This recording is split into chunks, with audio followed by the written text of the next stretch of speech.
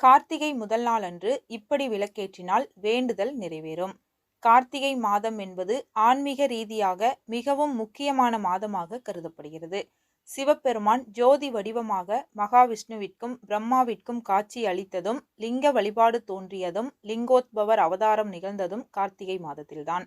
கார்த்திகை மாத பௌர்ணமியில்தான் பார்வதி தேவி திருவண்ணாமலையில் மலையையே சிவனாக நினைத்து கிரிவலம் வந்தார் என்றும், அவருக்கு திருவண்ணாமலையில் மலையை சுற்றி 8 இடங்களில் 8 விதமாக சிவபெருமான் காட்சி அளித்தார் என்றும், சிவனை வழிபட்டு அவரது உடலில் பாதியாக பார்வதி தேவி அங்கம் வகித்ததும் கார்த்திகை மாதத்தில்தான் என சொல்லப்படுகிறது.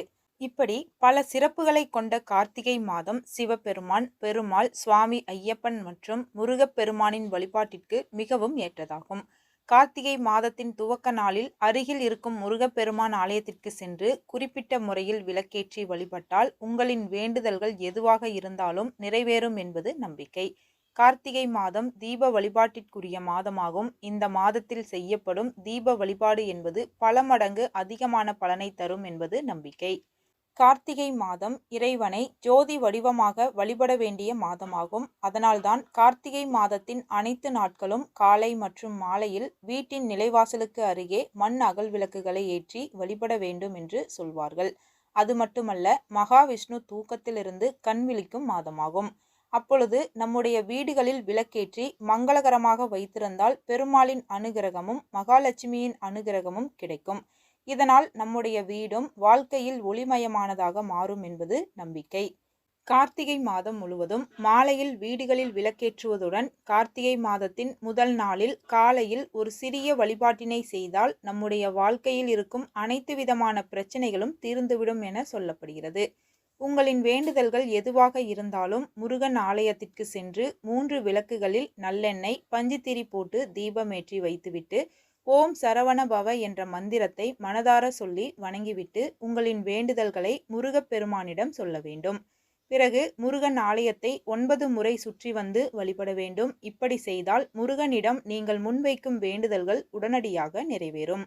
திருமண தடை நீங்க வேண்டும் என்றால் ஆண்களாக இருந்தால் முருகன் சன்னதியில் 5 விளக்குகள் ஏற்றி வைத்துவிட்டு ஆலயத்தை 9 முறை சுற்றி வர வேண்டும். பெண்களாக இருந்தால் ஒரு விளக்கு ஏற்றிவிட்டு விரைவில் திருமணம் நடைபெற வேண்டும் என வேண்டிக் கொண்டு முருகன் கோவிலை 9 முறை சுற்றி வர வேண்டும்.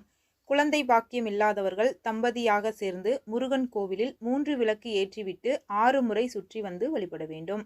முருகன் சன்னதிக்கு முன் நெய்விளக்கு ஏற்றி வைத்து ஓம் செலம் சரவண பவ ஸ்ரீம் க்ரீம் க்ளீம் இக்லவம் சவ்வும் நமக என்ற மந்திரத்தின் மூல மந்திரத்தை 3 முறை அல்லது 6 முறை மனதார சொல்லி வழிபடுவதால் முருகனின் அருள் கிடைக்கும்.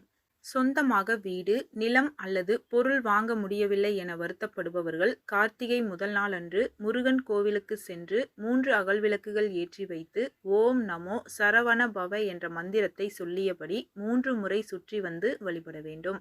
முருகனிடம் முன்வைத்த கோரிக்கைகள் எதுவாக இருந்தாலும் அது விரைவில் நிறைவேறும் என்பது நம்பிக்கை.